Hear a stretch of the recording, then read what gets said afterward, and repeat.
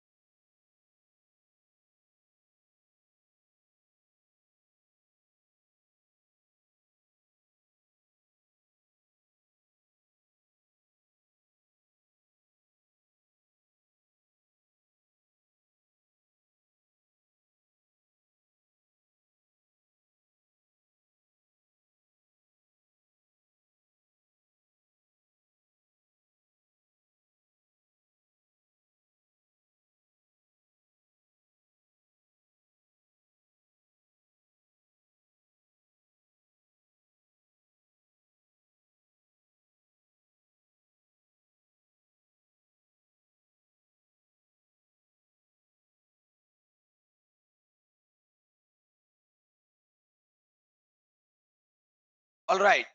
Once again, a very good evening, very good morning. My name is Prashant. I welcome you all to AWS Architect Training by Edureka. Guys, those who have just joined in, can you quickly confirm if my voice is audible and is my screen visible to all of you? Yes, fantastic. So many people already confirming. Great. Thank you so much for your quick confirmation. Thank you so much for your quick confirmation. So now, let's move a bit forward from where we left yesterday. So as part of our yesterday's session, we talked about the basics of databases, and and we were about to get started with RDS, right? So today we will continue from where we left, and we'll start discussing from the RDS part. Okay, we'll start discussing from the RDS part, and and we will understand what exactly RDS is. Okay, we will try to have demonstration around it, and we will then discuss about the other database options. Okay, so let's get started here. We already understood RDS is nothing but your relational database service from AWS. It's offered as platform as a service from AWS. So in the search window, say RDS, search for it. Okay, so you will end up on a page like this. Okay, say DB instances, say create database, say create database. So as I was telling you, this is platform as a service.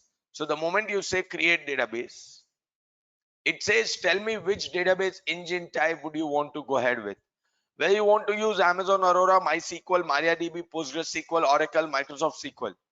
So remember I told you yesterday, your Amazon Aurora is also one of the database engine type under RDS. How many of you guys recall that?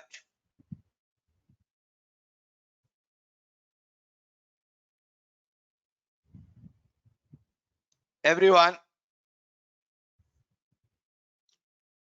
while discussing yesterday's, database details, right? Do you recall we discussed this, that Amazon Aurora is one of the database type under RDS, right? It is one of the DB type under RDS. So that is what we are seeing here. So you can choose the database of your choice. If you want a MySQL database, select MySQL. If you want an Oracle base, select Oracle. If you want MariaDB, PostgreSQL, Microsoft SQL. So depending on your business requirement, you can choose the platform of your choice. You can choose the platform of your choice. So for now, I'm saying MySQL. I want a MySQL database, right? Then it will ask me to tell which version of MySQL do I want. So I can choose a version of my choice. So let's say 5.7.26. 5.7.26. Okay. I can choose the version of my choice. These are the only options we have in AWS. Under your RDS, these are the only option. If you host your on top of your EC2, you can host any other database also. But under RDS, which is platform as a service provided by AWS, these are the only relational database choices you have. So I've selected 5.7.26, right? Then scrolling down. Now it will ask us to decide which template do you want to go ahead and use. Whether you want a production template, dev test template, or a free tier. Now, what is the difference between free tier and other two?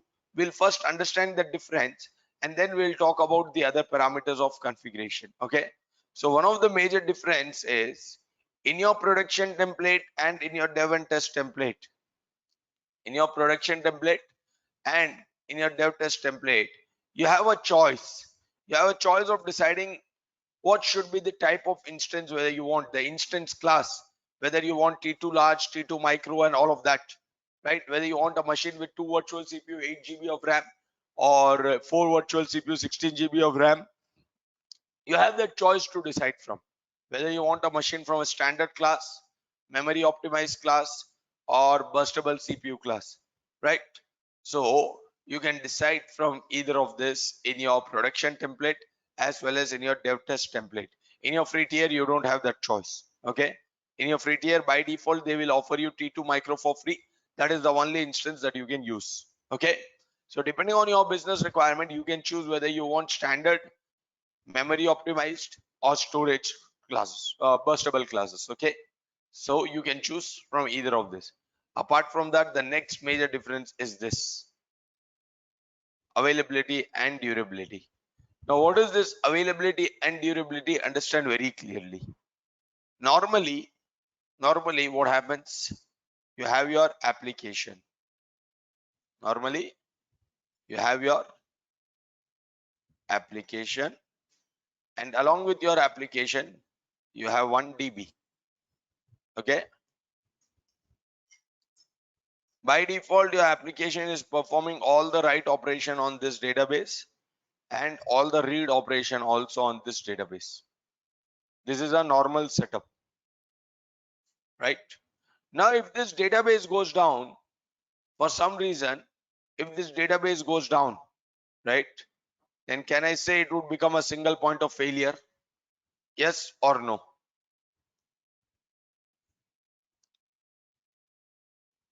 Everyone, if this database goes down, then can I say it would act as a single point of failure? Do you all agree with this? Right? So what AWS says is, to avoid running into this kind of situation, see, there could be some hardware failure, there could be some software failure, there could be some maintenance activity. So in any of this scenario, if your primary database, if this database is down, your application would go down. So AWS allows you to create a standby database.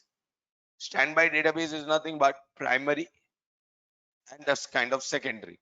So let's say this would act as your primary database and this would be your standby database. So by default, your application will perform all the write operation on the primary database and your application can perform read operation from your secondary database. By default, your application will be performing all write operation only on primary. There is no write operation possible on the secondary database. It will only perform write operation on primary. However, it can perform read operation on both primary and standby or secondary database. Now comes the question, Prashant, how is it able to read data and how the data is updated here? So data on the secondary database is only written by your primary database. Your application cannot perform write operation on the secondary database. Only your primary database will perform write operation on your secondary database. And your primary and secondary would be in asynchronous replication model. So any data which is updated here in the primary, it gets replicated to secondary. So it is kind of you're building a read replica. You're building a read replica. Am I making sense? So in the event of this primary going down, this secondary will promote itself to primary.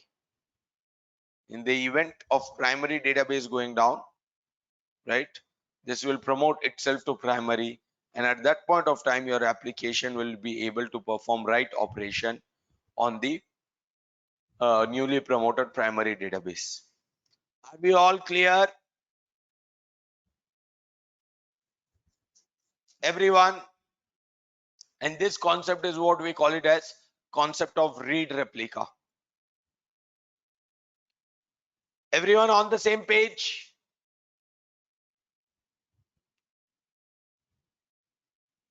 So AWS gives you a choice to deploy your databases in standby mode. Okay. What will happen if both are down? Then obviously it would be your application is down. Then obviously it would have a business impact. But however, since this is a platform as a service which is being provided by AWS, the availability is their responsibility.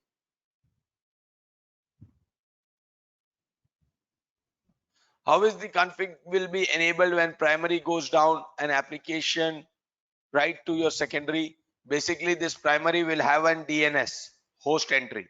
So when this goes down, that host entry will get shifted to this secondary.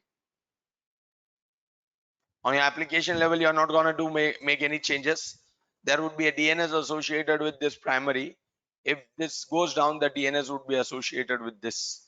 So on your application, you just have to give this DNS entry and it will continuously write towards that DNS only. Are we clear, Madesh?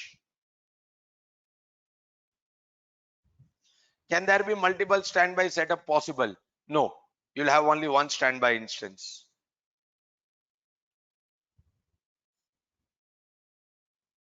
And it would be in different availability zone.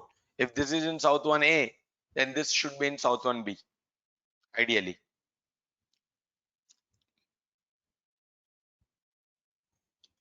Asynchronous replication is nothing but there is something called as, first let's understand what is synchronous replication.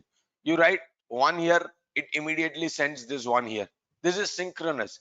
The moment there is a new update, it immediately updates here. This is synchronous. But asynchronous is, let's say 1 2 3 are up, 1 2 3 4 are updated here. So it is not writing immediately. What it is doing is, maybe there is an interval every 5 seconds, every 10 seconds, every 15 seconds, every 30 seconds. You can define that, and in that interval, if there are any updates, it is replicating it to the secondary one.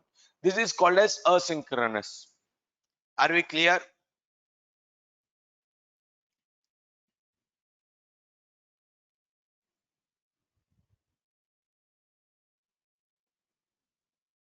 Everyone, are we all clear?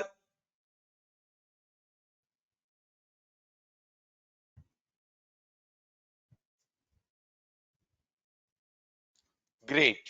So that was the concept of your read replica. So now moving a bit forward.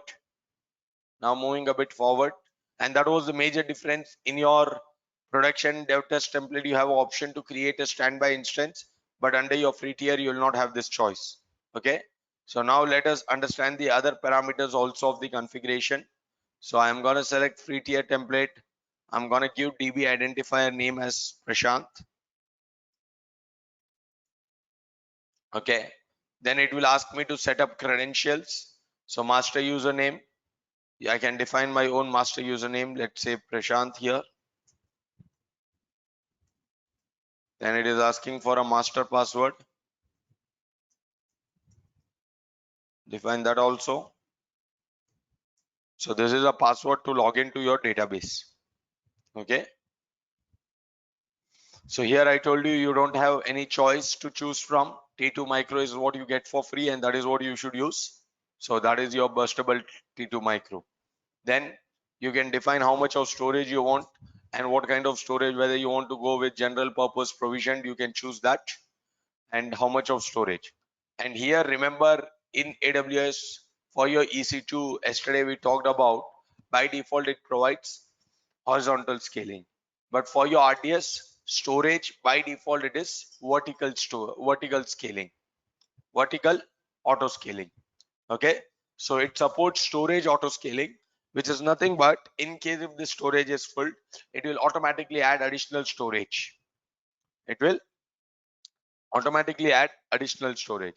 So for your RDS, it supports vertical auto scaling. Are we all clear with this? For your EC2, it supports horizontal. For your RDS, it supports vertical auto scaling, right? So if you want, you can enable. If you don't want, disable this. And remember, I told you in your free tier, you don't have a choice. You cannot deploy your instance in multiple availability zones, right? It would be a standalone, not standby setup. So a single instance would be created. Then here, do you want your database to be publicly accessible? If yes, say yes. If no, say no. Okay, so right now I want it, so I'm saying yes. And which availability zone I can define? Let's say South 1A. In specific availabilities, I can launch my instance. And for database, which port should it be listening on? If your application has to communicate with your database, then on which port? So you can define that port of your choice. So I'm saying 3306, that is the default port for your database. So I'm saying 3306. I can change it if I want. Then database authentication is also possible using your IAM. Okay, using your IAM database also you can authenticate, or using your Kerberos based authentication is also possible. So, or you have local username and password. The one which I have defined on the top is local username and password. In addition to that, I can enable, if I want, I can enable IAM authentication, or I can enable Kerberos certificate based authentication. So right now I'm going ahead with password authentication only. Okay, so next, your application configuration, you need to define your initial database name. Let's say initial database name as Prashant. Guys, are we all clear till here? Everyone?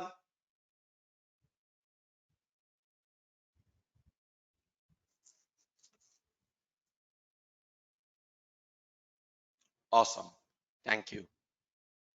So next, since this is a platform as a service, backup, availability, patching, all of this would be AWS responsibility.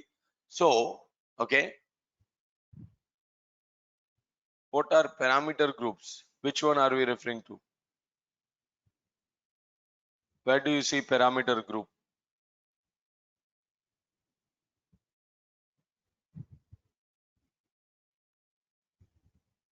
This is nothing but your database engine type. We have selected 5.7.26. The version, MySQL version, DB parameter group. Okay. So backup, you can enable auto backup where AWS will perform backup on your behalf. You don't have to worry about the backup, and you can define a window. During that window only AWS will perform this backup activity. So, and you can also define how long the backup has to be retained. It can be retained from 0 to 35 days. 0 is no retention. 35 days is maximum retention of backup as a part of your auto backup. Okay, right? So you can define that if you want. If you don't want it, disable automatic backups. Along with that, if you want, you can enable detailed log monitoring, right? Detailed monitoring, and you can also get all the logs related to audit log, error log, general log, slow query log. If you want, you can enable all of this. Apart from that, since this is a platform as a service, the version upgrade and all of that would also be AWS responsibility. So they are asking us, do you want to enable AutoMiner version upgrades? If yes, tell us during which window we can perform this upgrade activity. So you can define your non-business hours or off business hours, right? And AWS will perform. If there are any AutoMiner version upgrades, AWS will take care of the upgrade. Are we all clear?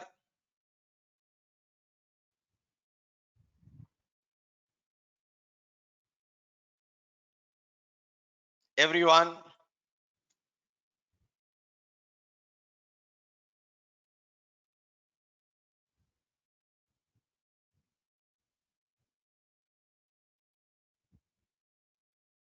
Awesome. So I don't want AutoMiner version upgrade. I can disable. If I don't have any preference of window, I can even define that. So next I can say create database. Create database. So this is actually initiating a creation of my RDS instance. That would take few minutes. While my RDS instance is getting ready, I'll say compute EC2. I'll say compute and I'll say EC2, right?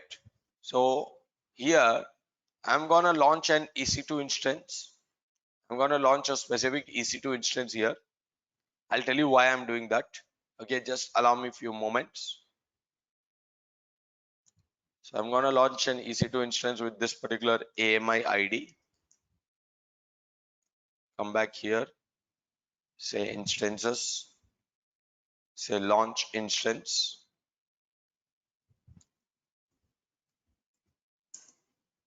And here it is. So I'm gonna choose this particular AMI, okay? And I'm gonna launch my EC2 instance. So I can choose, my own subnet. Basically, whether I want it in South 1A or South 1B, I can define that.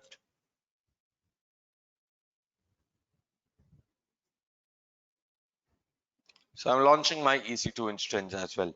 While my RDS is coming up, my EC2 instance will also be ready, and we will see how it works.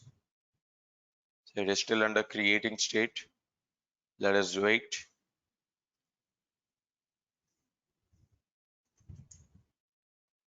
So to take access of my EC2 instance, I'm ready with it. Yeah, it is also up and running.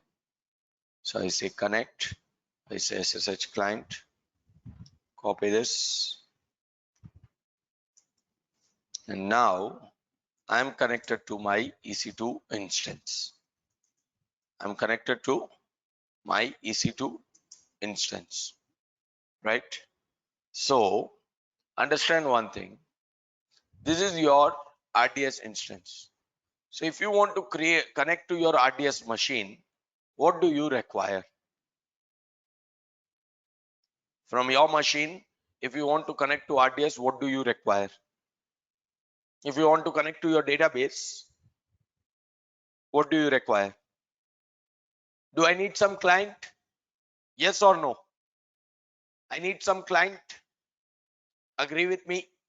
So if I want to connect to MySQL, if I want to connect to MySQL server from this EC2 instance, can I say I should have some client here? Right?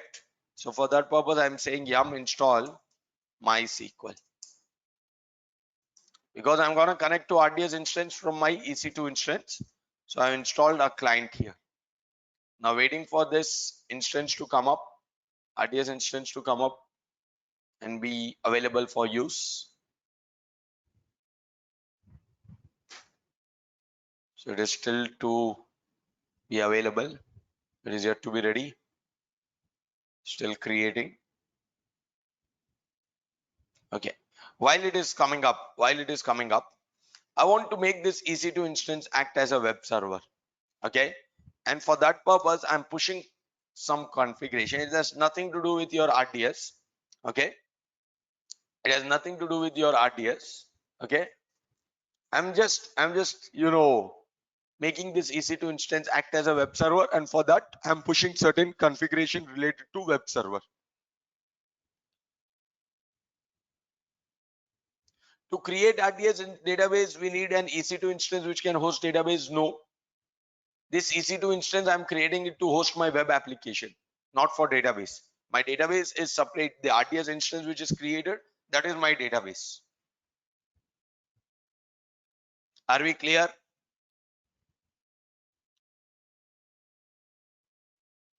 Guys, this EC2 instance has nothing to do with your RDS. Your RDS is completely independent. I'm just pushing an application here.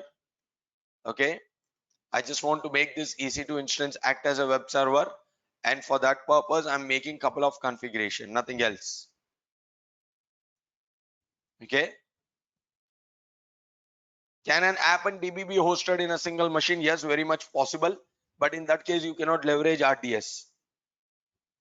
If you want both your application and your database to be on a single machine, then you need to use your EC2 instance itself. Can we choose which platform I would like to host the RDS in, such as Windows platform or Unix platform? No. The underlying operating system is taken care by AWS under your RDS instance. We don't have that choice. If you want to host it on EC2, yes, that would be your infrastructure as service, and you can decide. So now my RDS is up and running, and this is my RDS endpoint. This is my RDS endpoint. So now first I'll show you how to connect to your RDS. So I say MySQL -h followed by the host name, right? -u username -uppercase P port number -lowercase p password. So it is prompting me for a password. So I provide the password here, and here I am. So from my EC2 instance using the MySQL client, I am into MySQL server, that is RDS instance. Guys, am I making sense? Everyone, are we all on the same page? Can I have quick confirmation from all of you?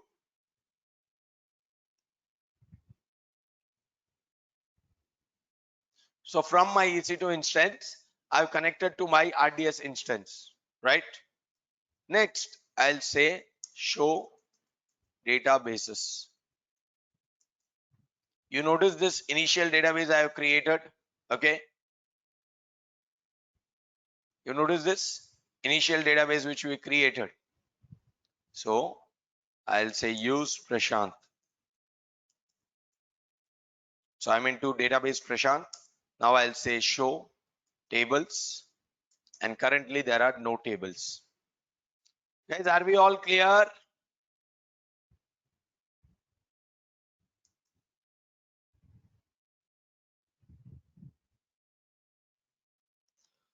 So now I'll say Control C and I'm exiting. So the command would be MySQL -h host name detail of your RDS instance. This is endpoint detail. Copy this, paste it up here, right? -u username, my username which I defined, master username Prashant, minus uppercase P, the port number on which my database is listening, and minus lowercase p, it will ask for a password. Someone asked me to repeat. Are we clear now?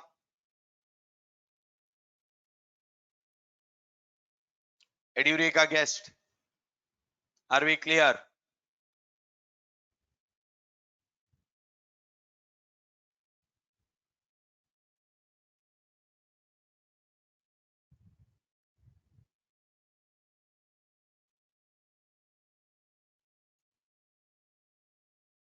Yes. How will copy our existing DB to RDS? So that would be kind of migration job. There are, migration options available. Okay. And you can use that to perform the migrations. Okay. The command part, Pawan, the command is nothing but MySQL, that is the client, -h, your hostname details. Okay. -h, hostname details, minus u, username details. Okay. And minus uppercase p to define the port number, and minus lowercase p, and it will prompt you for a password. Are we clear, Pawan? Once you enter the password, you will be able to log in.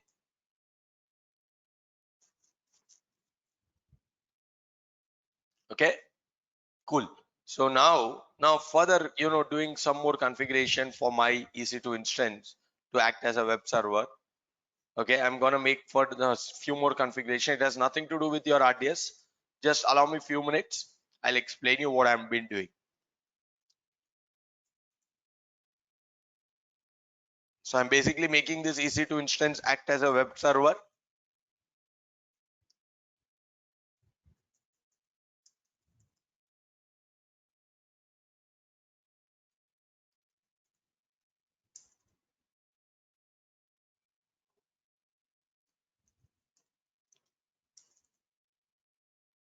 So I'm pushing a PHP code on this machine, which will act as my web, web server.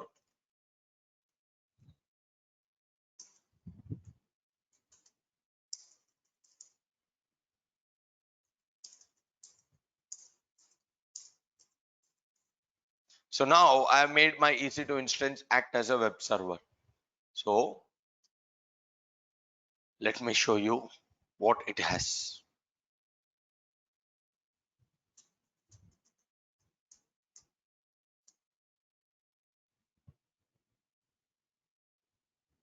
Yeah, I'll share this notepad file. Don't worry. I'll have it uploaded in the LMS portal and all of you can access. So I want all of you guys to open this on your browser. Everyone quickly, please. I want you guys to open this URL which I've shared in the question window. Open it on your browser. I want you guys to quickly enter your name and any random address. your name and any random address. Okay, it can be ABC, XYZ, whatever. So I want you guys to enter that and say add data. Okay, so can I have everyone doing that job quickly, please?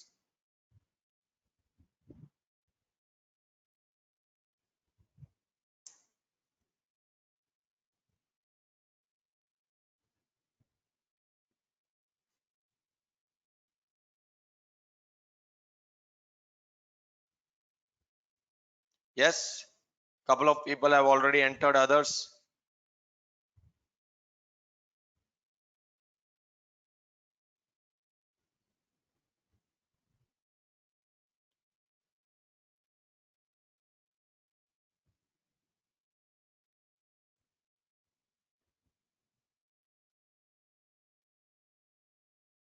Okay, looks like quite a few people have already done this, right?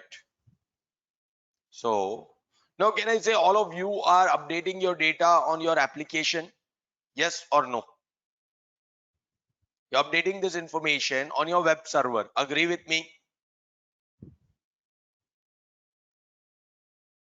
This 3.109.1.48 is the IP address of my EC2 instance. It's an IP address of my EC2 instance, and all of you have entered your detail on EC2 instance, correct? So now let's come back here. Now let's come back here and let's say this. I'm connecting to my RDS instance once again. I'll say use Prashant, the database Prashant. I'll say show tables. This is the table, and I'll say select star from employees, basically reading out the information from this database. So can I say whatever you entered on your application layer is now available in your database layer? The data is stored here. Everyone, am I making sense? You entered something on your application layer. The same information is now available in your database layer.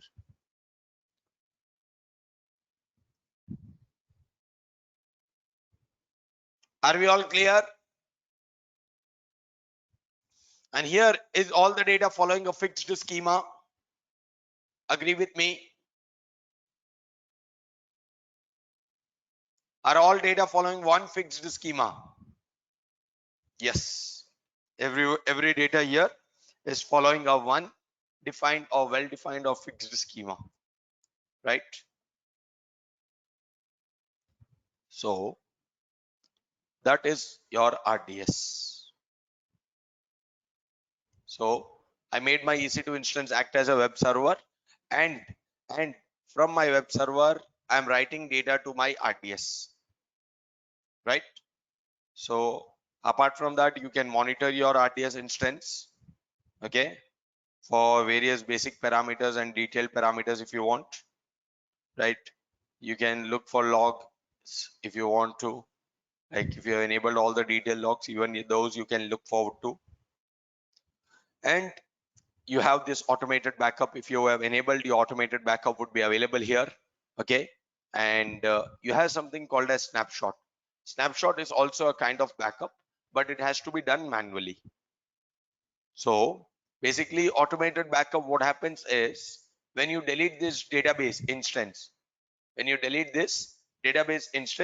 your automated backup will also get deleted, okay? But if you have created a snapshot, even if you delete original database instance, still your snapshot can persist. Are we clear with this? I'll talk about the charges, wait. But are we clear so far? And now, okay, someone is asking how to associate alarms and stuff. So you come back here on the monitoring page, right? You can define your own, parameters for your CloudWatch. Say CloudWatch here. This is your CloudWatch monitoring. And if you want to specifically define some alarms or some criterias, so even that is possible. Like you need to go back here. Give me 1 second. Create an alarm. and you need to define what condition and all those details. You need to select your parameters. Okay, average of what, CPU utilization or DB connection request, all of that, and you need to create an alarm. Are we clear?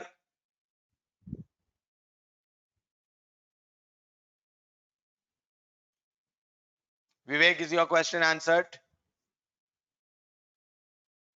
Cool. So that is about your RDS. Coming back to this page once again. Okay. So we talked about what RDS is. We talked about this different database engine options available. We talked about DB instances type, storage classes, basically standard memory optimized burstable. We talked about the read replica concept, high availability. Why should one consider a DB backup, or what are the failover scenarios? Backup and restore, I told you automated backups are possible and manual backup through snapshots are possible. Automated backup will get deleted when you delete your instance. Manual backup, that is your snapshot, will persist. Okay. So billing parameters of your RDS, DB instances per hour, storage, number of IO requests, and data transfer. These are the 4 parameters that you need to take into consideration for the purpose of billing. Are we clear, Venkat? How are the charges derived?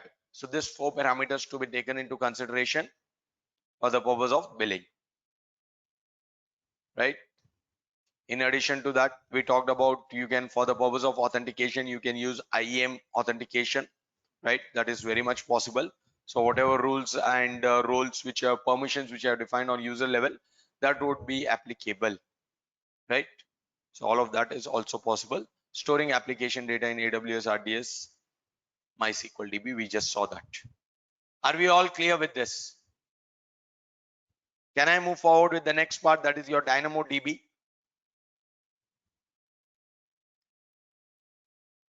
Yes, awesome. So DynamoDB is your NoSQL database from AWS. It's a key value store from AWS, NoSQL database. Okay. So here when we talk about your DynamoDB, I already spoken about relational, non-relational database, so I'm not repeating this. Here when we talk about DynamoDB, it's a fully managed NoSQL database. Here you don't have to create any instance or anything. You directly create your table and update your data on that table, right? And every record which you create, every data which you update is referred to as item, and for that item we can define a TTL, how long the data should exist in the table, right? That can be defined. So unlike your RDS where you connect to instance and all of that, here to update your data or to connect your data, to query your data, basically to perform any kind of crude operation on your database, right? You have an APIs available and you will have to perform the job using APIs, right? The entire underlying infrastructure is completely managed by AWS, so we don't have much to do here. So allow me one moment, we'll clean this dashboard and then we'll start with our DynamoDB.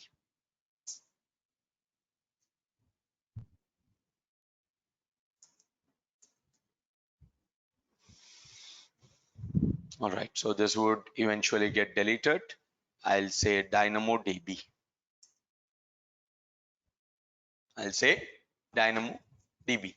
So the moment I click on DynamoDB, this is what the DynamoDB dashboard looks like. I say create table. I'm not going to create any instance. Like unlike here, we created an instance, then we logged into database server. A lot of things were done, right? We created instance, then we defined database. From that database, we created our table. Here, this part we are directly creating. Anything above this is taken care. Anything before this is taken care by AWS. As an organization, you'll directly create your table and store your data. You don't have to worry about the underlying database server. Okay. So it says create table. Create table. Give a name to your table. Let's say Prashant. Then it will ask for a primary key, which is nothing but a combination of partition and short key. So let's say partition key is name, short key I'm just saying age. Okay. Short key as age. And I create table. And I create table. Now my table is getting created. Now my table is getting created.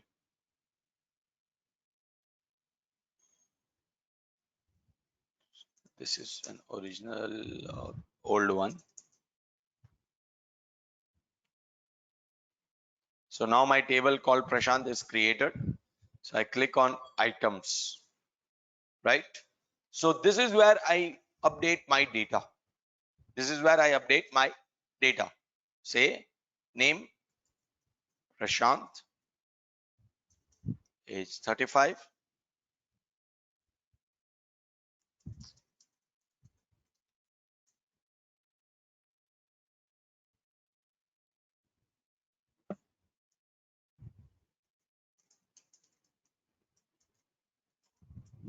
Right?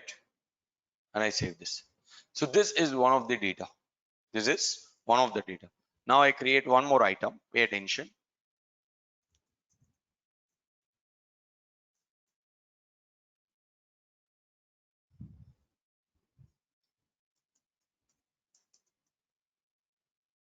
There's another item. Creating one more.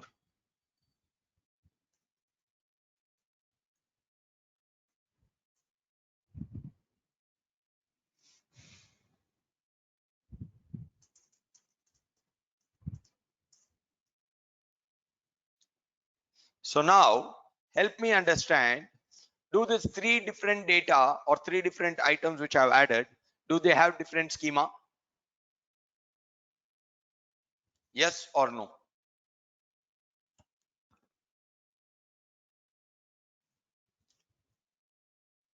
The three different items which I've added, do they have three different schema? Agree with me? Why people say no? See, when I added user one entry, I said name, age, country, and university. When I added user two entry, I said name, age, and job. User two, name, age, and hobbies. So is there a fixed schema, or I'm defining schema for every entry which I'm making here? See, in your in your in your RDS, pay attention. In your RDS, I defined one schema for one table. If this was the name table name employees, for entire table, can I say there is one fixed schema? Agree with me?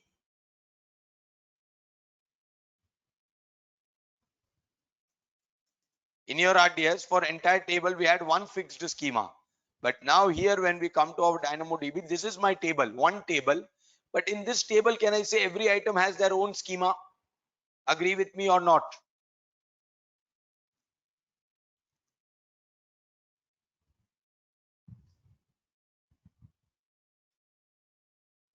So this is your schema less. This is your schema less. Am I making sense? The difference between relational and non-relational database? Everyone, in your relational database, within a table, there is one fixed schema and all your data would be updated as per that fixed schema. But in your non-relational, there is no fixed schema. Every item has their own schema defined. Those who said no, are we clear now? It is schema less.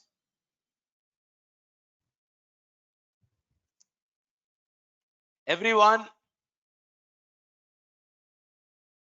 any confusions, doubts, queries, then please do let me know.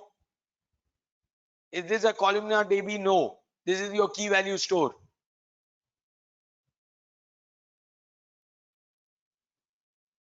In your DynamoDB, how can we perform bulk insert, or do we have to perform this job manually every time?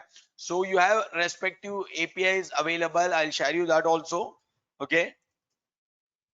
You have APIs available. You need to integrate those API in your applications, and you can write it using your APIs.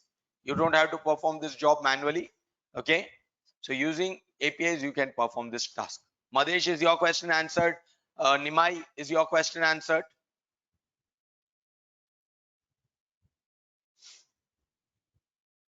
You don't have to perform all this job manually. You have APIs available. You need to call this API in your application, and using those API, you can perform all your crude operation. Create, read, update, delete, anything which you want to perform using this API, you can perform. That is DynamoDB for you. Now, common use case, where do we use this DynamoDB? In your web online games and all of that. All your gaming websites, right? All your gaming websites is where you use your DynamoDBs. Because if you notice in game, right, we have different users. Like online game, is everyone at least aware how online games work? Yes, no, on a very high level.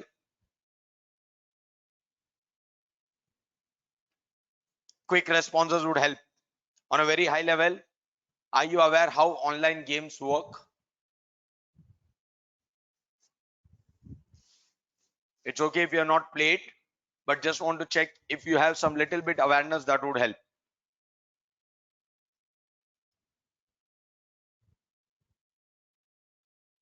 No awareness at all. So normally, okay, forget online games, at least some games, mobile games, computer games, are you aware of it?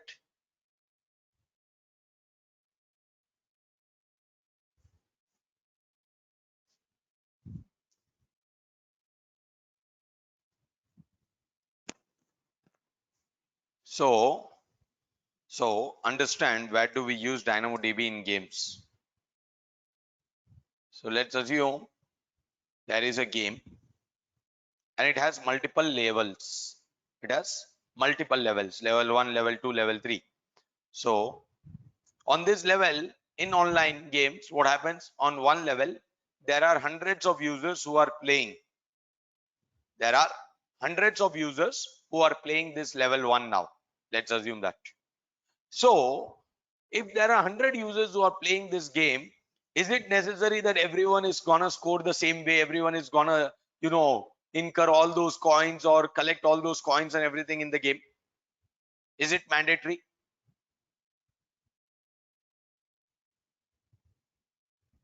Someone might be playing in an attack mode. Someone might be playing in a defense mode. Yes or no? In a game, someone can be playing in an attack mode. Someone can be playing in a defense mode, right?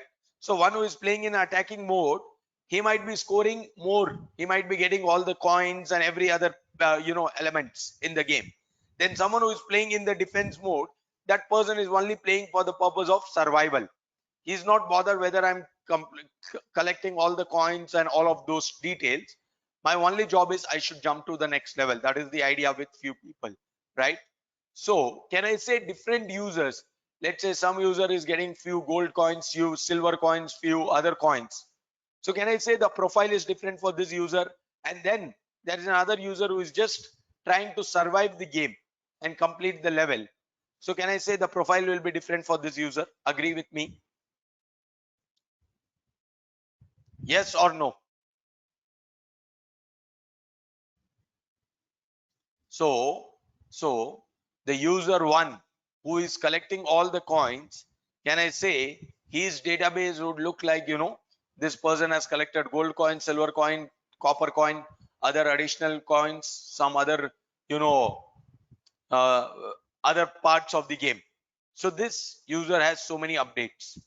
Now user two is just playing the survival. Then can I say he will not have any of this information? So can I say every user will have their own profile here? There is no fixed schema. Yes or no? Guys, am I making sense? Everyone, there is no fixed schema. So that is why mainly in your gaming portals, gaming websites, and all of these places is where you use your DynamoDB. Are we all clear?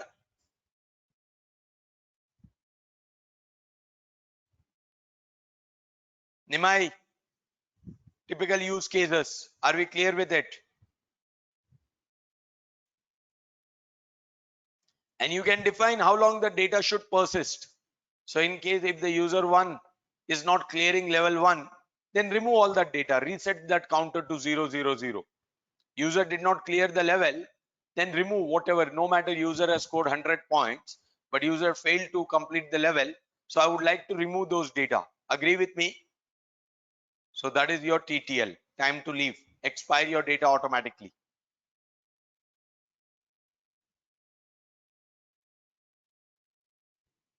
So here your primary key, that is your partition key and short key, plays a major role, because that will be used for the purpose of uniquely identifying your records in your databases. Okay, so your primary key is what you will use to identify your records in your databases.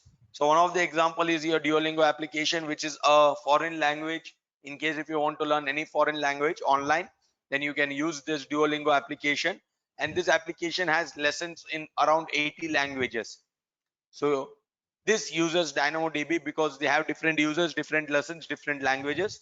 So every learner's profile will vary, right? So for that purpose, they use DynamoDB. So perform CRUD operations on NoSQL. We can read the data, update if you want, delete you want. So all of that is possible. So if I want to delete this data, say action, say delete. Okay. But ideally you perform all of these operations from your APIs. Guys, are we all clear with DynamoDB? Can I move forward, everyone? Yes.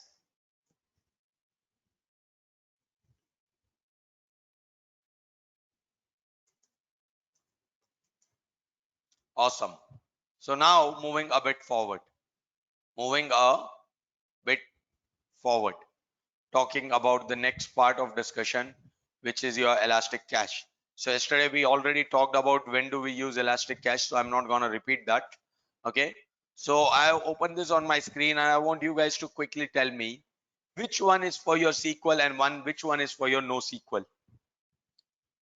Read through this, tell me which cache is for your SQL database and which is for your NoSQL database. There are enough hints available, enough clues available on the screen so that you can tell quickly.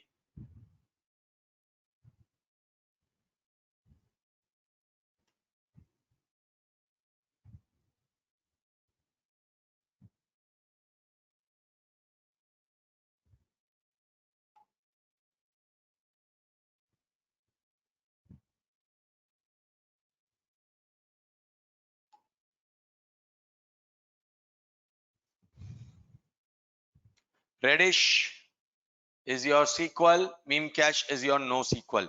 Everyone?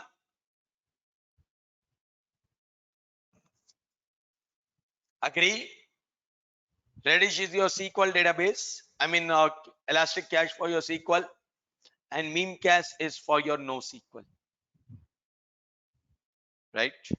Because you have hints available that this is your structured data store, master slave replication, your key value store does not support replication. So all these are enough hints to confirm that your Reddish is for your SQL and Memcache is for your NoSQL, right? So moving a bit forward here, we already talked about what is the purpose of elastic cache in our yesterday's session. I hope everyone recalls. Yes.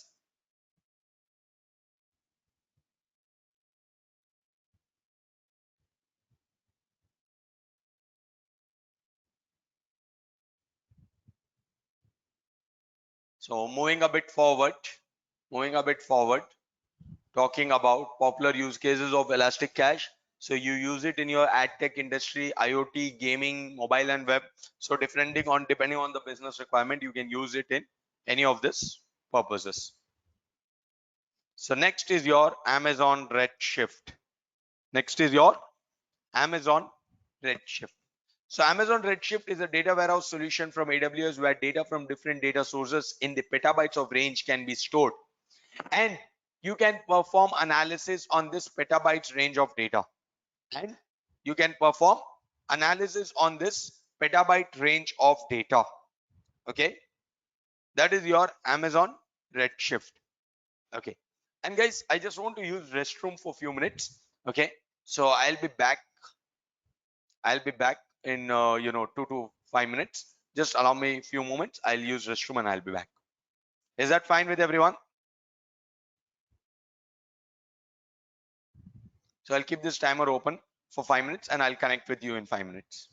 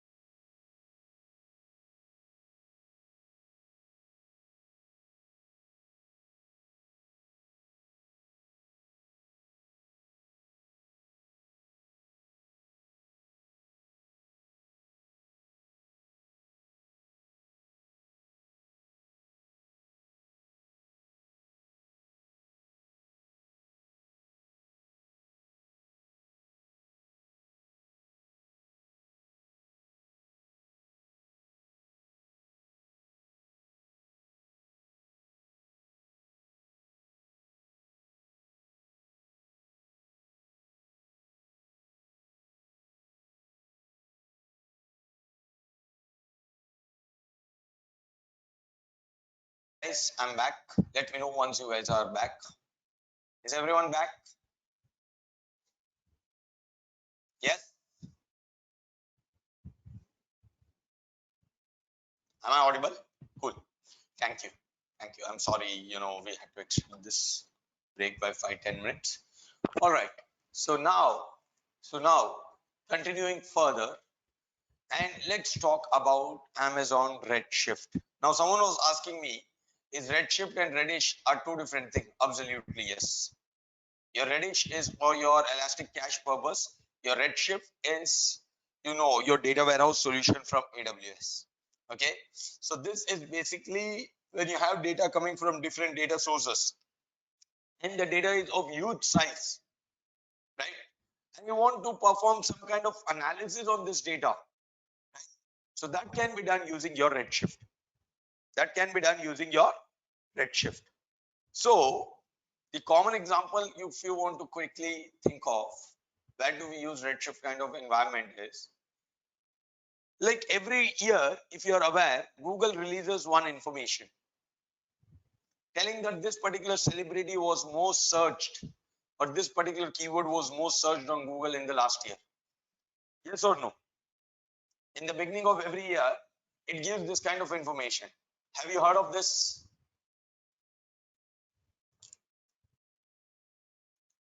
Yes, no, everyone.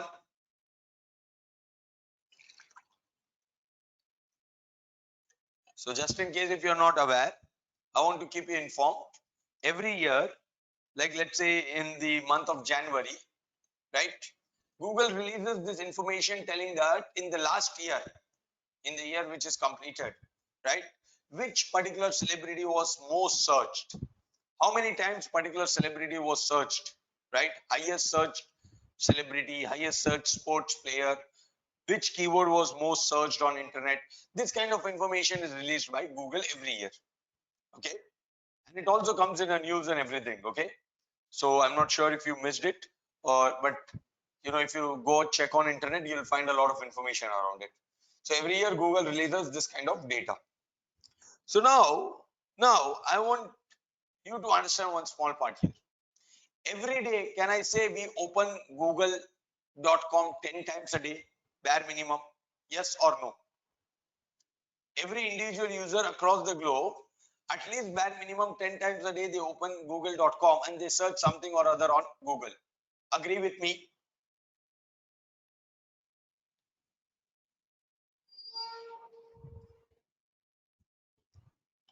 So, so every day you open google.com 10 times a day and you search for everything and anything on Google.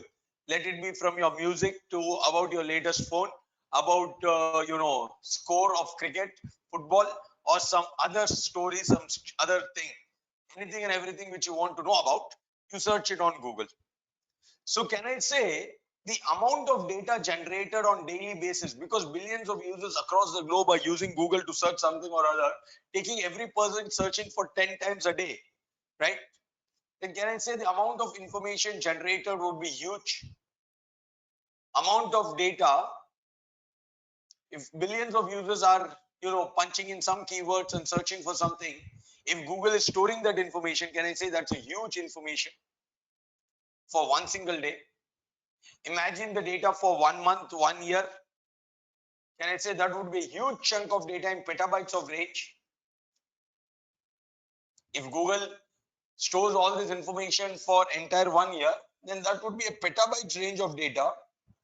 And from this petabyte range of data, identifying which celebrity was most searched, which sports player was highly searched on Google, right? Can I say it's not an easy job? Agree with me on this?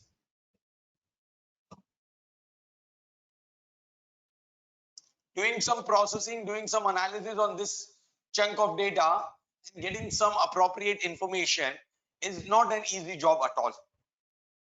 Because you have petabytes range of data, performing analysis on this petabytes range of data would take years together, at least months together, if not year, would take months together. So if you have such kind of requirement, when you have a huge chunk of data and you want to perform analysis on that huge chunk of data to get some meaningful insight, right, then you can rely on Amazon Redshift kind of solution. Amazon Redshift kind of solution is nothing but a data warehouse solution where data from different data sources can be stored. Data coming from different data sources can be stored. It uses the concept of massively parallel processing. Now, what do I mean when I say massively parallel processing? Understand very clearly. Redshift kind of have their own infrastructure. So they have one of their master node and remaining would be their slave nodes, something like this. Okay, you have one master node and remaining slave nodes, and all these master nodes and slave nodes are interconnected with each other. Okay, they are interconnected with each other. So we call this as master node, and these are all your slave nodes. Okay, so basically, when you have 100 petabytes of data, let's assume that 100 terabytes of data. So this master node will fetch that 100 terabytes of data. Instead of it performing all the analysis on that 100 terabytes of data, what it is going to do is it is going to break down this larger chunk of data into multiple smaller nodes. Let's say 25 terabytes into 4, 25 terabytes into 4 chunk.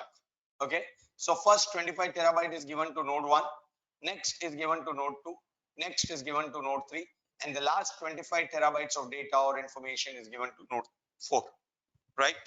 Then master node gives, what needs to be done with this 25 terabytes, what kind of analysis it has to do on this 25 terabytes of data.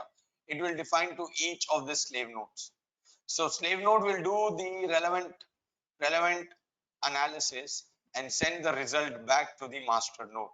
Slave node will do the relevant processing and send the result back to the master node. Master node will collate the outcome from all the slave nodes and will give that as an output to the application or to the appropriate customer applications or client. Am I making sense how this works? Huge chunk of data which is stored is broken down into multiple smaller chunks, and these multiple smaller chunks are distributed amongst multiple slave nodes, and each slave node will perform processing or analysis on that specific chunk of data and will give result back to the master node. Master node will collate that result back and give as an output to the client application. And this is why your data warehousing solution can quickly perform analysis. Right? So here we call it as leader node and compute node. So this entire concept is called as massively parallel processing, column oriented databases. Okay, and and and here you need to remember all the operations performed on your compute node are defined by your leader node, or all the operations defined by your master node on your slave node. Okay, so your client application, your leader node basically acts an interface between your client application and your compute nodes. Okay, so client application will assign jobs to the master node. Master node will break down that job and give it to the compute node. Are we all clear how your Redshift kind of environment works, everyone? Yes, on the same page. So when you have a huge chunk of data, this is how the analysis takes place. How is it different from normal data warehousing database? See, when you say normal database, there is a limitation, there is a cap on amount of data that can be stored and amount of processing you can perform. If you do beyond that, it will start impacting the performance. Yes or no?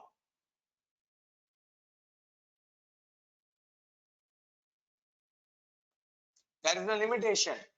You have limitation for limitation for every databases. Agree with me? You cannot do processing of your unstructured database. You cannot do analysis of your unstructured database. For that purpose only we came up with the concept of Hadoop. Industry came up with the concept of Hadoop. So for your structured database also, there is a cap on amount of data that can be processed. But when you go with your data warehousing solution, you don't have that cap. The data can be in terabytes to petabytes of range. Still, without impacting performance, you can quickly do processing and do analysis and get the result back. Am I making sense, Nimai? How it is different? Yes.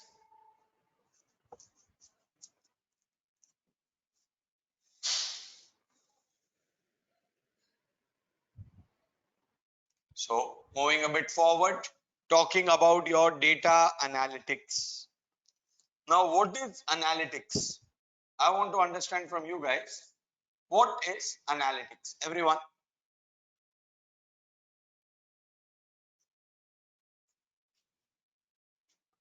let's be quick to respond in general terms.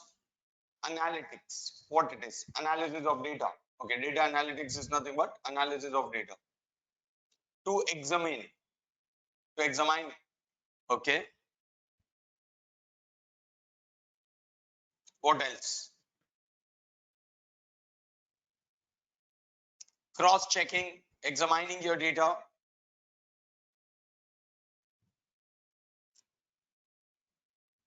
Any other thoughts? Study or research. Exactly. So you observe, you perform analysis, right?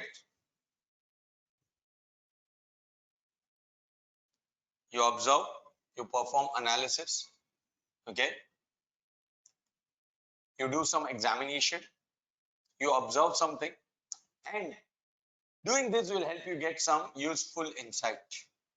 You look for some patterns, you look for some correlations. Yes or no? You look for some pattern, you look for some correlations and all of that. On that basis, you are able to perform some, you know, analysis and derive at some decision. So data analytics is nothing but examine large and different types of data to uncover some hidden pattern, correlations, and other insights. Okay, you examine the data to identify some patterns or some correlations and other insight, so that using that you can derive some useful information, right, which can be used for making some decisions. So there are different stages in the data analytics. The very first stage is identifying the problem, then designing your data requirement, then pre-processing your data, performing analytics over the data, and visualizing, right? First, I want to know what is that I want to perform analysis for. What is the purpose, right? For example, in a university, in a university, I have an attendance data. I have data of attendance. So can I say I can derive different types of, outcomes using that attendance data? Yes or no? In a university, if I have an attendance data, right?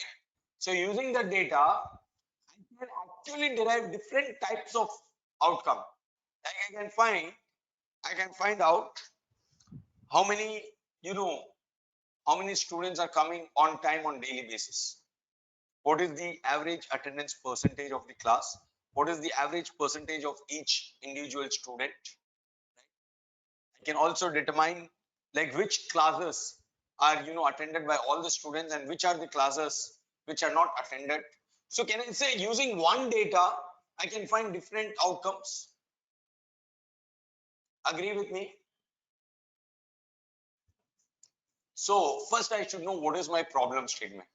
What do I want to find out? Do I want to find out, you know, late comers? Do I want to find out the attendance percentage? Do I want to find out which particular subject is skipped by the students? Right? So I should know what my problem statement is. So for that problem statement, all the relevant data is that available on which I can perform some analytics. Okay. Identify what data is needed. Then perform some pre-processing. Filter out unnecessary data. Right? Then perform analytics on your actual data. And once you perform analytics, you can visualize and see the outcomes. Are we all clear about different stages of your data analytics, everyone?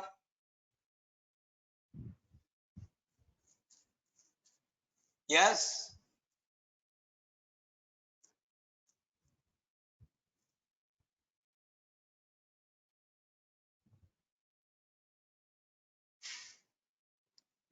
So in your cloud, you have something called as cloud analytics.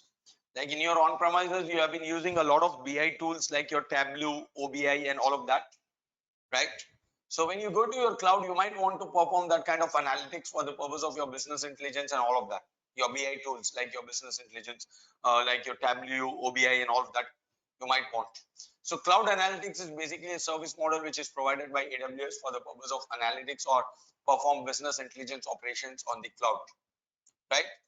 It uses unified approach. Again, it's a managed service, so it will reduce your overall operational cost.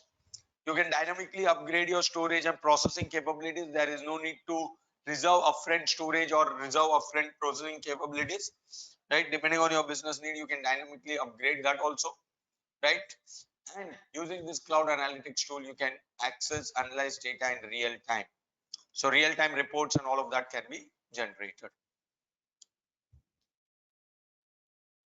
Then we have something called as Amazon Athena. Amazon Athena is basically an interactive query, serverless query database option. When you have your data stored in different different locations, and you want to have one unified console to query data from different databases, then you can leverage your Amazon Athena. It is serverless interactive query. Okay. So actually, as I say, Amazon Athena is an interactive query service which user can which a user can perform serverless query across huge data set. Okay, and it will help user analyze your unstructured, semi-structured, structured, right, data stored in Amazon S3.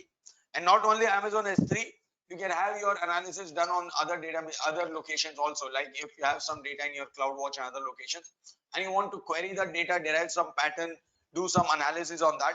So even there you can use your Amazon Athena. So Amazon Athena is kind of easy to implement, serverless. No need to set up your ETL and all of that. You only pay for queries. Okay, fast, secure, and highly available. Open, powerful users, Pesto and distributed SQL languages again. And it offers interaction with your AWS Glue data catalog. That's a service from AWS again, right? So here, as I say, like normally, if I have some data stored in S3, can I query using any standard databases? Yes, no. If I have some data stored in my S3, can I query that data?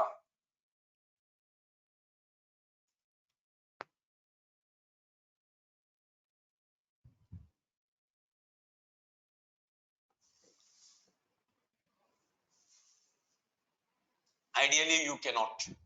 Ideally, you cannot, because your data can be structured, unstructured, semi-structured. So which language will you use to query your database? Which language will you use to query your data in S3? Am I making sense?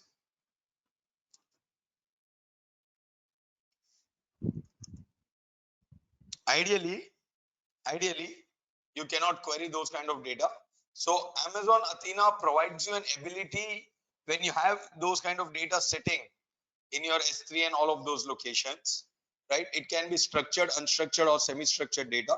Using Amazon Athena, you can easily query your database. Are we all clear? Everyone?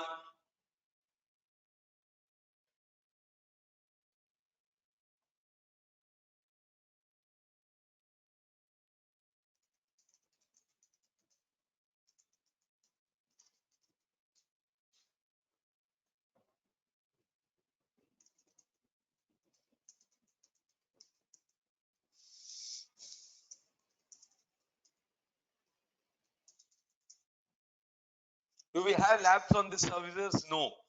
This as a part of your database module, RDS and DynamoDB are only two which are live demos. All of others are your self-paced. Okay, all of the others are self-paced. there are relevant documents available for you to practice with all the screenshots.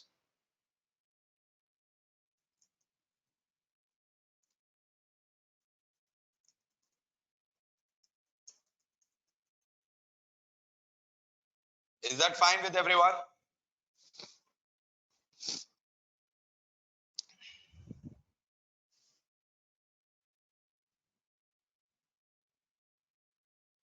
Are this coming with your free tier? Yes, out of that, there are few like your Athena and all of that is part of your free tier as well. Okay. But Redshift and all of that will come with a cost. Okay. But then your Athena, your cloud analytics, all of this comes part of your free tier.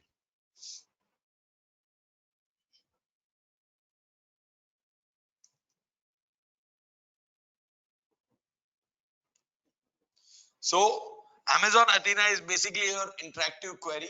So if you have your data stored in your S3 or another other data sources, you can easily query using Athena, right? So it basically is very much compatible with your structured, unstructured, semi-structured queries, right? And not only this, you can have your data stored. It has some pre-built data source connectors, like you have your data in CloudWatch logs, DynamoDB, DocumentDB, RDS. So from there also you can query. From there also you can query. And for it to be, reliable with all the types of databases, you have this data source connectors, which will translate between your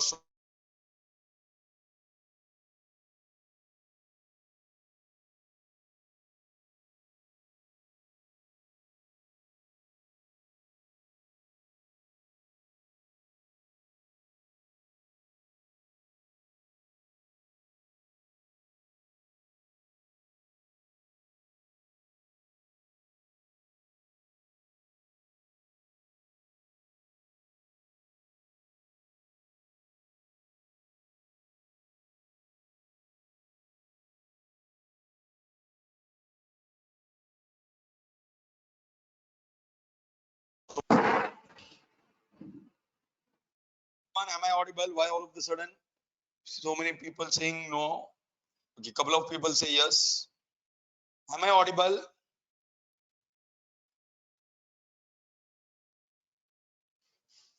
A couple of people said yes, I'm audible, when others were saying not audible. I'm not sure why. All right. Okay. Last 5 minutes, no audio, is it?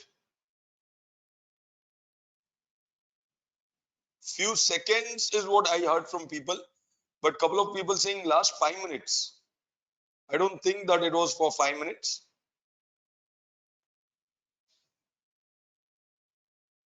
Okay, 1 minute. Okay, few seconds are a couple of. I'm not sure.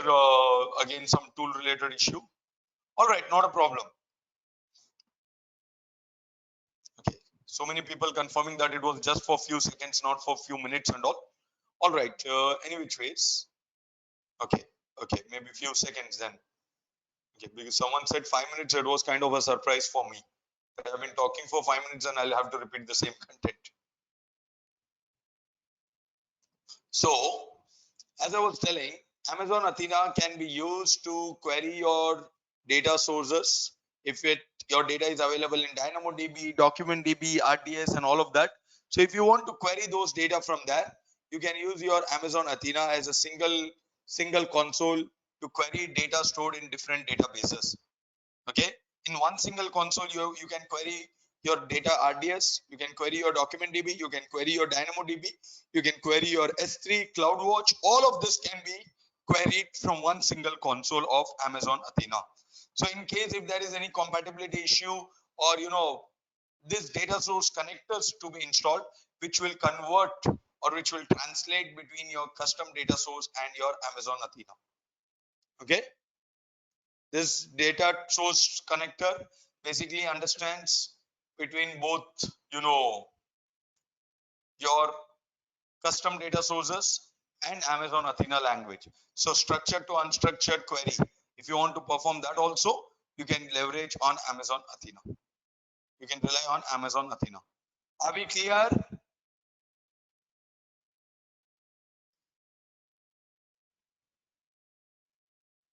Everyone,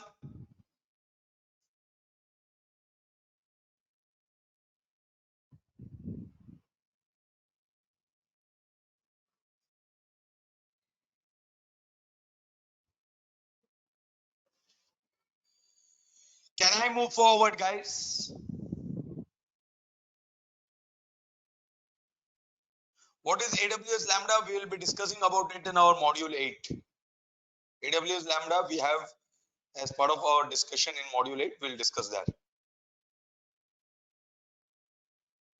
Why it is called as federated query? Because you have one single dashboard to query different data sources.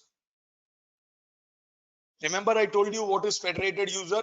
You have one Google account, you access it across different locations. Make sense? Same thing. So they have given a use case of your OLX here. So OLX had their infrastructure in on-premises and they were finding really difficult to expand their infrastructure. It was not effective in terms of performance. So OLX moved their infrastructure to cloud and they were using Hadoop to perform analysis of data, and they stored all the Hadoop based information on their S3. So they used Amazon Athena to query their S3 and give a result back to the users. Okay. So EMR is nothing but your Hadoop cluster, Elastic MapReduce service from AWS. For EMR, you have an EMR cluster. Okay. So what they did is they use this EMR cluster to perform, to perform analysis on a huge chunk of data. And the outcome of that huge chunk of analysis was stored in S3. And they used Amazon Athena to query your S3 and give the results. So this actually increased your, performance by having a fast deploy time. Okay, integration between Athena and S3 is very easy. Athena provided a serverless scalable, so you don't have to, manage underlying infrastructure. What is EMR? Elastic Map Reduce. It's an Hadoop environment or service available on AWS, which allows you to perform Hadoop based jobs on AWS. So here it is. I'll just show you since you have asked this question.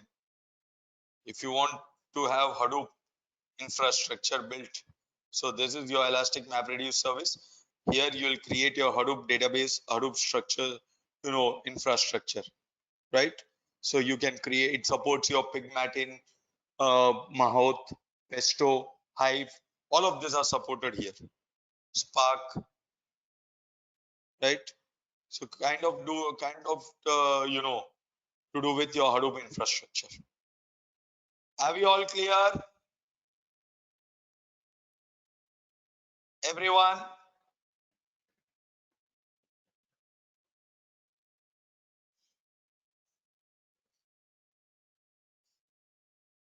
Nima, is your question answered? What your EMR is? Cool. Any questions from anyone?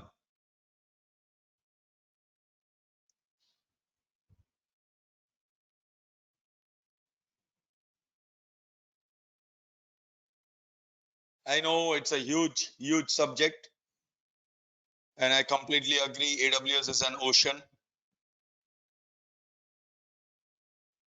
So do we have to remember everything? Not really. From the exam point of view, from the interview point of view, you don't have to, remember everything.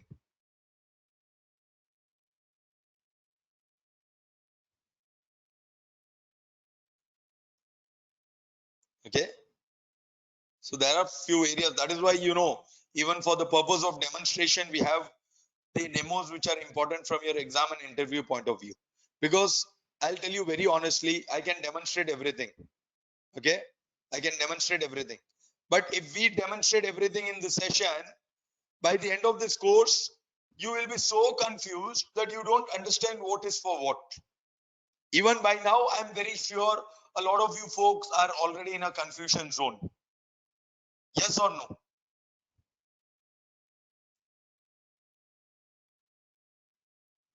So to avoid you people being, to avoid you people running into confusions or you people getting distracted, we are keeping our demonstrations also limited, which are important from exam and interview perspective. When we work on in an organization, will we be using all this concept? Not all will be used by every organization. Okay, not all of this concept will be used by every organization.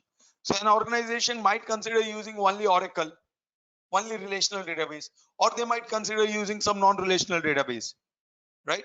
It's not that every organization will use all of this. Am I making sense?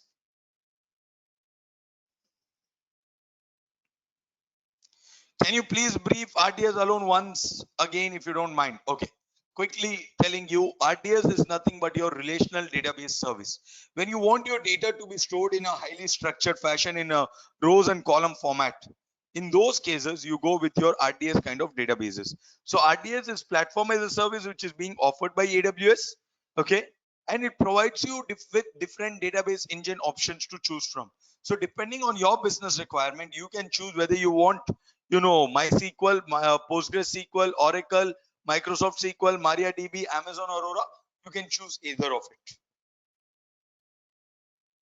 Making sense?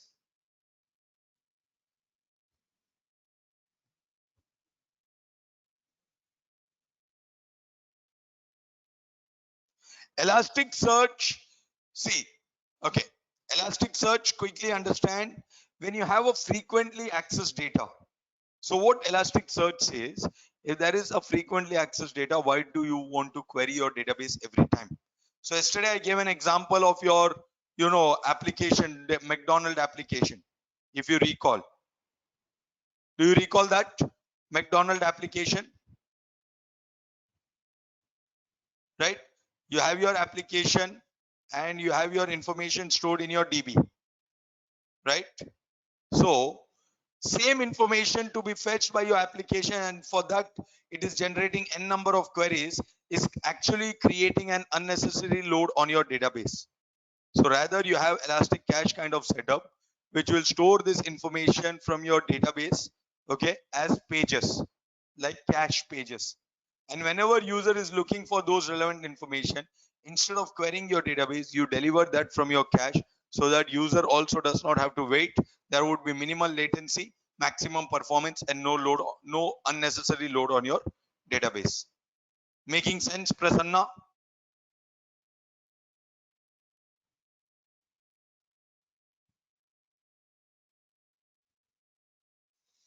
Are we clear? Awesome. So, okay, how many classes we have? So after our today's session, we have one class tomorrow and then 5 classes in the next week. So in total, we have 6 classes left. So our last session would be on 2nd of July.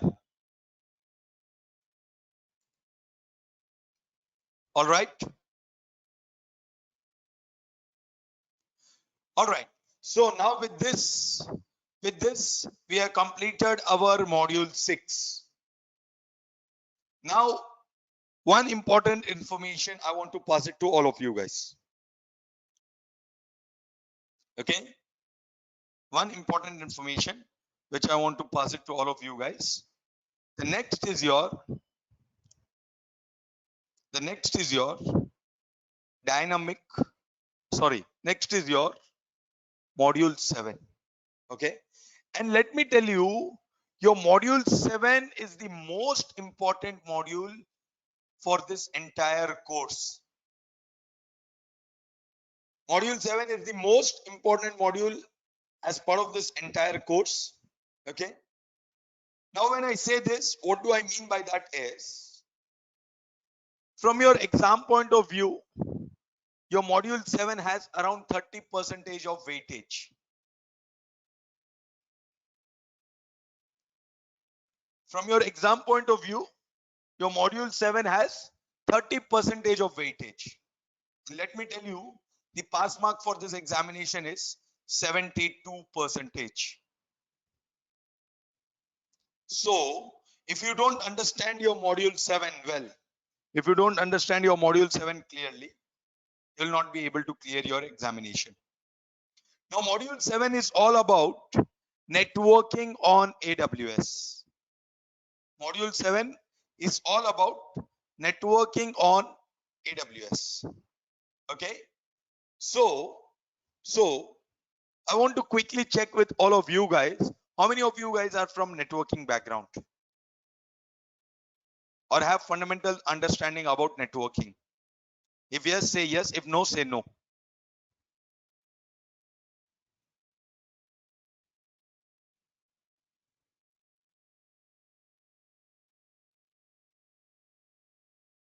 Okay, few people are from networking background. Then there are so many people who are from non-networking background. Okay, not a problem. Not a problem. It's absolutely okay. We will try to discuss from the very fundamentals. Okay. So though the fundamental discussion is not there as part of your course curriculum, I'm gonna get started. I'm gonna get started with the very basics of networking, right? And then we'll move towards networking on AWS. Okay. Because without knowing the fundamentals, you will not be able to understand what exactly is networking on AWS. So to start with your module 7 now, right? To start with the discussion of your module 7 now, let's understand what is networking.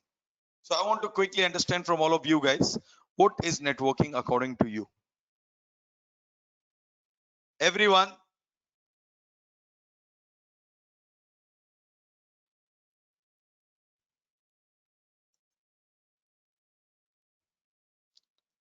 what is networking? Working on net over the web. Okay. Connecting multiple computers, changing resources for better performance and efficiency. Over the web. The way different devices interact with each other, sharing resources.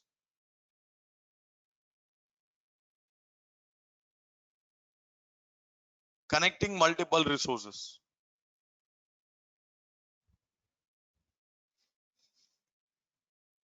Mhm.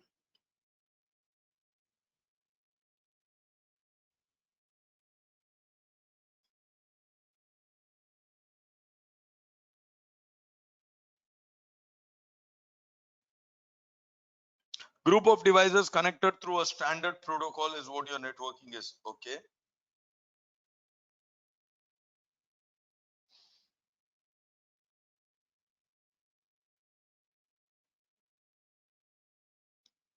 Okay.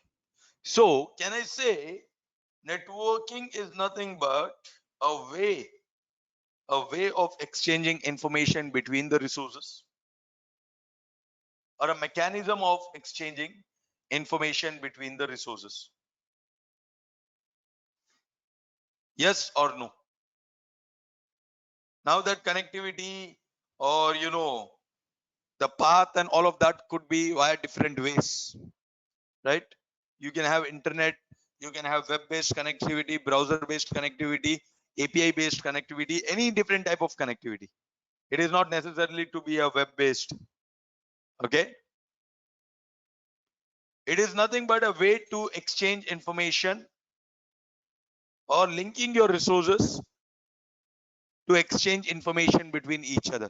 Agree with me? That is what your networking is.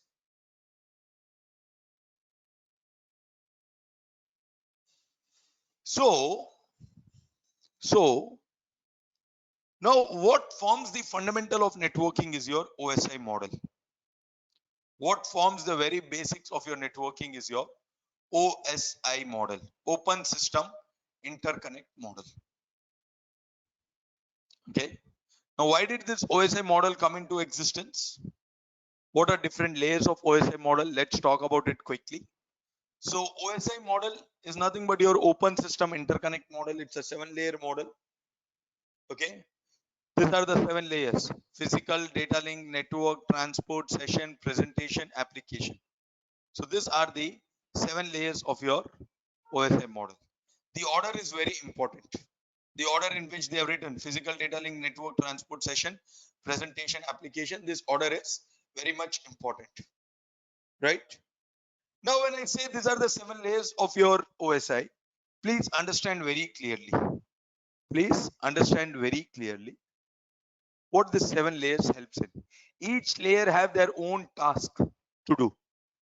But before we discuss that, it is very important that we need to understand why did OSI model come into existence. So initially when computers were invented, initially when computers were invented, at that point of time, at that point of time, it so happened that if you have a machine from a Dell, you can only exchange information with other machine which is from Dell. So Dell to IBM you cannot connect. From IBM to HP machine you cannot connect. Inter-vendor compatibility was not possible initially. So if you have a machine from a Dell, you can only talk to a machine which is from Dell. You have a machine from an IBM, you can only interact with another machine which is from an IBM. So that was actually creating a bigger problem. So industry was not liking it. So then they came up with the next level of compatibility. That vendor compatibility was addressed. But if there is a machine from a Windows, it can only talk to another machine which is from Windows. If there is a machine from Linux, it can only talk to other machine from a Linux. Now the vendor dependency was avoided and it was dependent on the operating system. Okay. So that was also not acceptable by the industry. So they came up with this idea of open system interconnect model, which is a 7-layer model which has to be followed by every device which has to participate in any kind of communication. So if your machine is, let it be your mobile phone to your printer to your router, your switch, your firewall, your server, your database, your storage, anything and everything which is involved in any kind of data exchange, anything and everything which is involved in any kind of data exchange, it has to abide by these OSI protocols, right? So each of this layer of OSI has their own significance. Physical layer will deal with your physical cable which is connected to your resources. Data link layer which talks about your MAC address. Network layer talks about IP address. Transport layer talks about your transport protocols like your TCP and UDP. Your session layer talks about your session ID and session key. Your presentation layer talks about your format of the file, and application layer talks about the protocol of the application,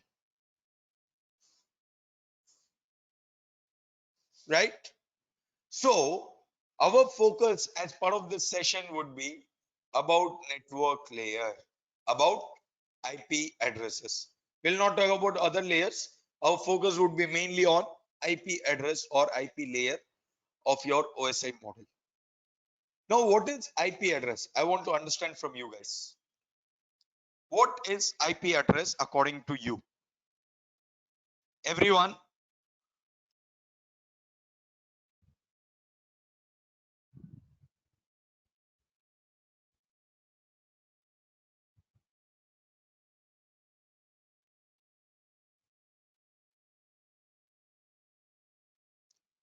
unique address of machine. Okay.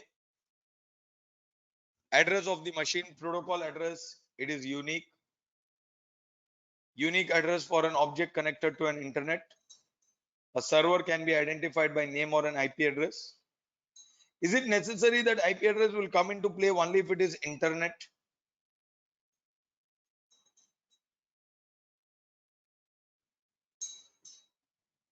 No. Then why we say unique address of an object connected to internet? So IP address is nothing but your logical address. It is nothing but a logical address, kind of your postal address. Kind of your postal address. Why I say it's a logical address? Because today with your machine, if the address 1.1.1 is associated, can I change that tomorrow if I want? Yes or no? Today, if I associated a particular IP address, tomorrow if I want, I can change that. So that is why it is called as logical address. When your resources has to participate in communication or for the purpose of exchange of information, right? If your resources has to participate in information exchange mechanisms and stuff, right? Then the connectivity to your resources is done via your IP address. The connectivity is done using your IP address, and that is what your logical address all about. So when we talk about IP addresses, it is classified on different parameters. On the basis of version, we have two versions of IP address, IPv4 and IPv6. Your IPv4 is a 32-bit long address which constitutes of 4 octets and 5 different classes. IPv6 is 128-bit long address and it does not have any specific classes. Understand? IPv4 32-bit long, 4 octet, 5 different classes. IPv6 128-bit long, no specific classes. Okay. Then on the basis of classes, IPv4 is broadly classified into 5 different classes. You have class A, class B, class C, class D, and class E. Now each of these class have their own range.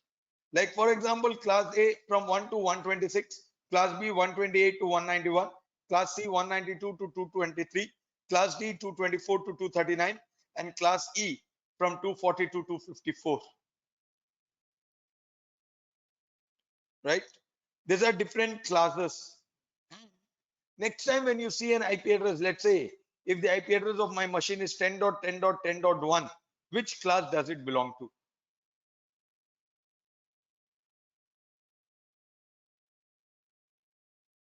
If IP address of my machine is 10.10.10.1, which class does it belong to?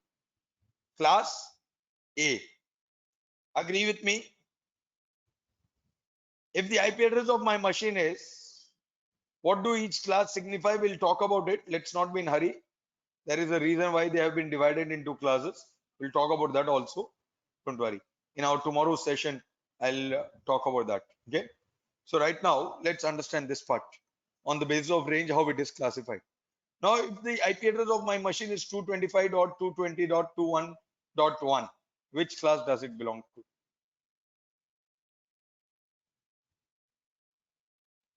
225 dot something dot something dot something. Which class does it belong to? Class D. It belongs to class D. If the IP address of my machine is 192.168.1.1,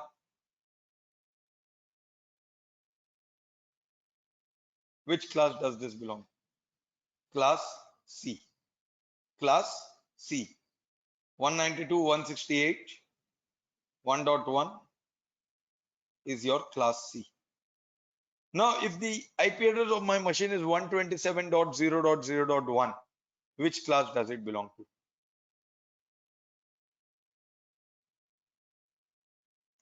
127.0.0.1, which class does it belong to? So here you guys go wrong. Please check. Please check and then answer. 127.0.0.1, which class does it belong to? It does not belong to any class. It is your loopback IP address. It is your loopback IP address, your local host IP address. If you have any application hosted, right, on your own laptop or machine and you open on your browser, the IP address which you give is 127.0.0.1. Have you noted that?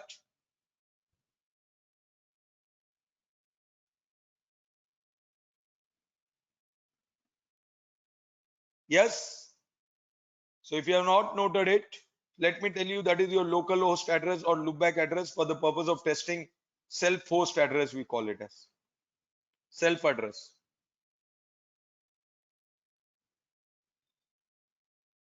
Now, why these classes have been divided? What is the significance of having these classes, right?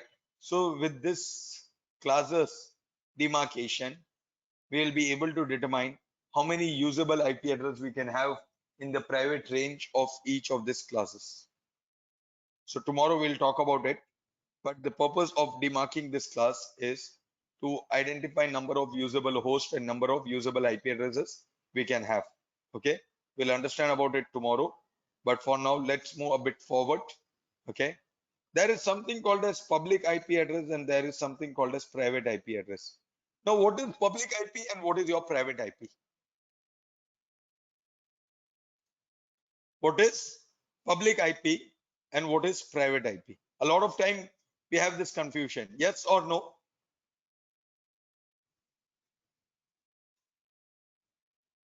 Everyone?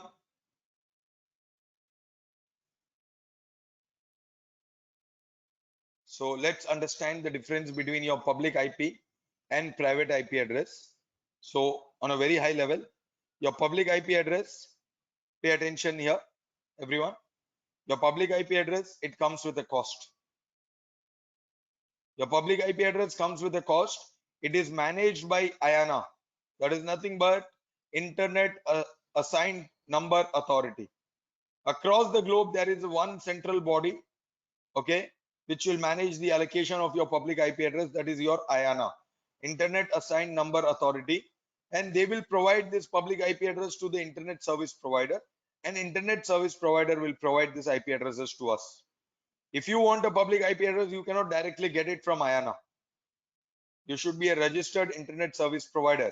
And that is why we get our public IP addresses from Airtel, Vodafone, your Verizon, AT&T. All these are nothing but your internet service provider, right? Your public IP addresses are routable over internet. So if your machine has a public IP address, you can connect to anything on the internet. And your public IP address is unique across the globe. That means if I'm an organization A and I'm given a public IP address, the same public IP address cannot be assigned to any other organization across the globe. So public IP address, the key point to remember, it is routable over internet. It comes with a cost. It should be unique across the globe. It is managed by IANA and provided to us by ISP. Are we all clear with this?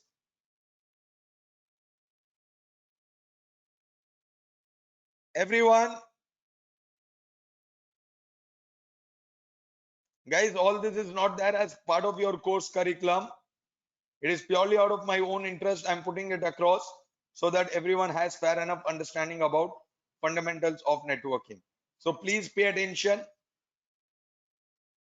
And next, talking about your private IP address. Your private IP address, it is free of cost, managed by your network team, provided to you by your network team. It is not routable over internet. With a private IP address, you can only establish communication within your network, not outside your network. And this is unique across your network. So if a machine has a private IP address assigned within a network, no other machine can have the same private IP address. So Prashant, can two different organizations have same private IP address? Absolutely yes. If I'm an organization A and you're an organization B, we can have same private IP address. That is allowed. But within organization, there cannot be any duplication of your private IP address. Remember, your private IP addresses are not routable over internet.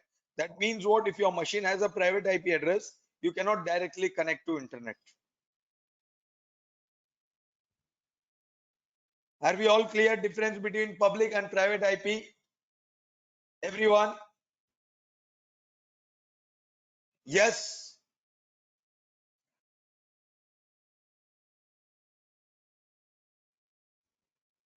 Awesome.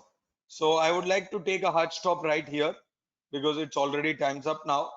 So I don't want to disturb your schedule or your work plans, right? So I'll take a hard stop here. So tomorrow when we come back, we'll continue further from here and we will move forward. All right. So the plan would be, tomorrow by tomorrow we complete our module 7, if not the majority of the portion of module 7. And then Monday when we come back, we start with our module 8 or somehow we start with our module 8 in Monday's session. Okay. So that would be the high level plan. So let us see how we go forward. Now, if anyone has any questions, doubts, queries, feel free to let me know. If not, yes, we are done with our today's session. Thank you so much for all your time and patience. I really appreciate it. Module 7 is not done. We just got ourselves started with module 7.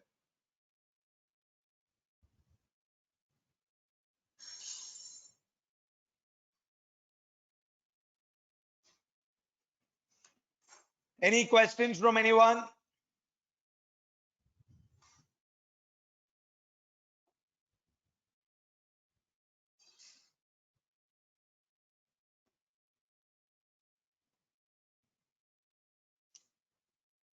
All right. If no further questions, then I think, yes, we are done with our today's session. Thank you so much for all your time and patience. I really appreciate it. I wish you all a very great day ahead, and I'll see you all tomorrow. Till then, bye bye. Take care. Wish you all great evening, great day. Hosting dynamic site is in course or not? Not really. We'll not be seeing any hosting of dynamic sites. We'll try to host some application, but not exactly completely full-fledged dynamic application. Okay.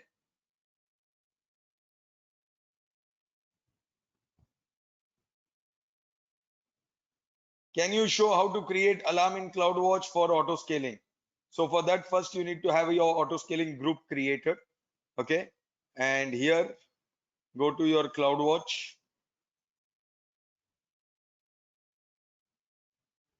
Go to your CloudWatch.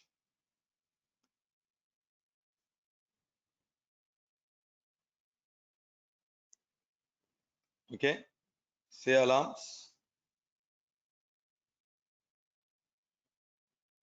Say create alarm. Select metric. So under EC2, you have by auto scaling group. Select your metrics from here. Are we clear?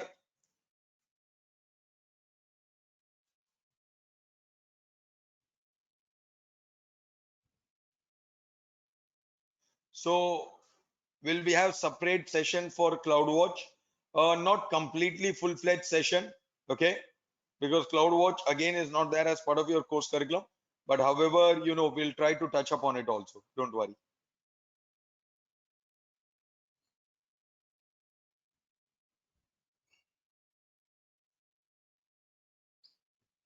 Is that fine?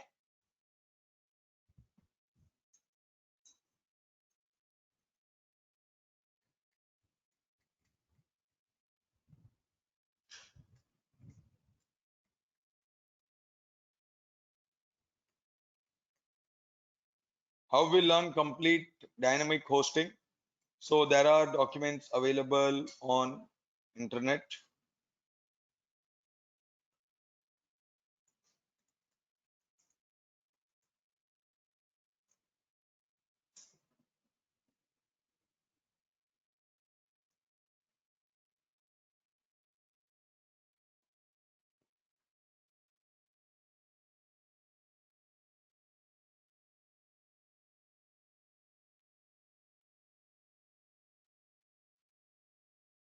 Okay.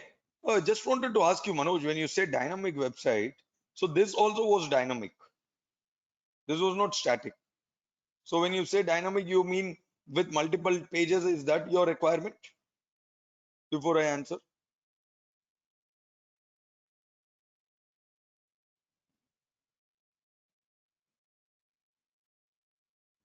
So for that, you should have a web code, nothing else. You should have your relevant application code. So maybe this will give you a relevant application code.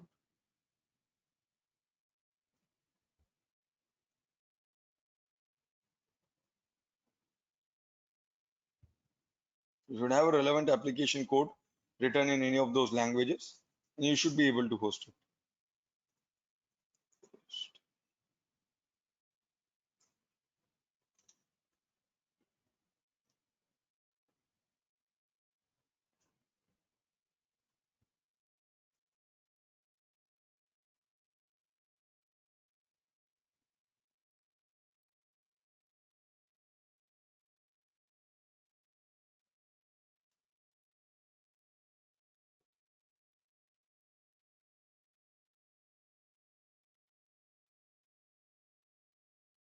So here you go. I believe here they have given an example for dynamic code using Java. So you can try this.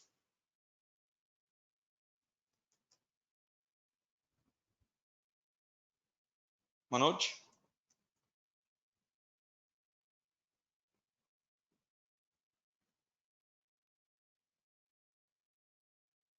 does that answer?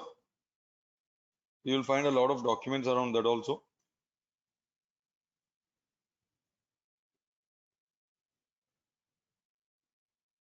This is how you go about it.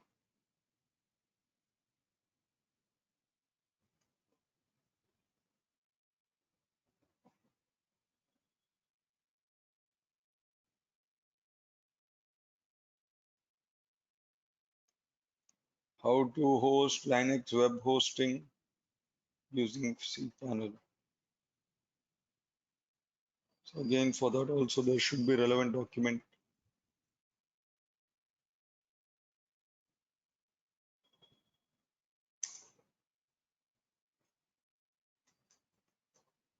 You want it on AWS, right? Edureka guest.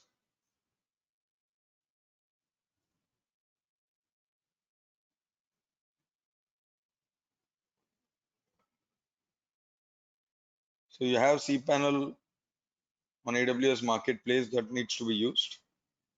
Basically,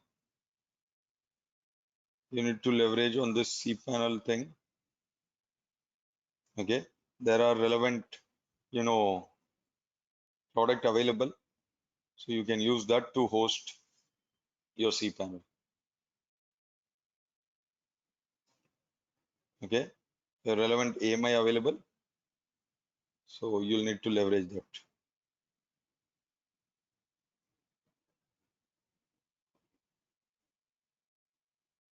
So apart from that, let me see if there is any. Yeah, this is what you were looking forward to.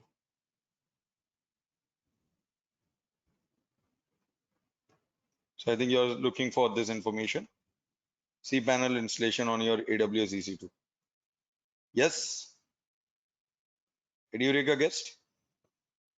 I'm sorry, your name, please, because it's very odd to call you Edureka guest. Guru. So I think this is what you're looking forward to.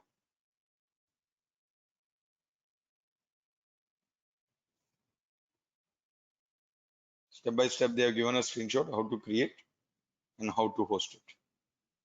Does that answer your question?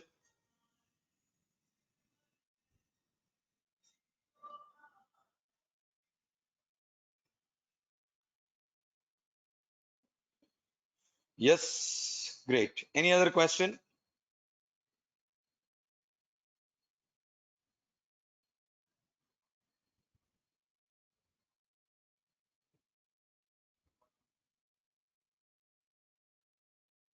All right. If no further questions, then I think, yes, we are done with our today's session. Thank you so much for all your time and patience.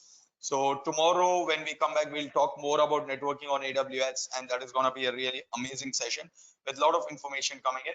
So till then, bye-bye. Take care. Wish you all a great evening, great day ahead. See you all tomorrow, guys. Signing off for the day.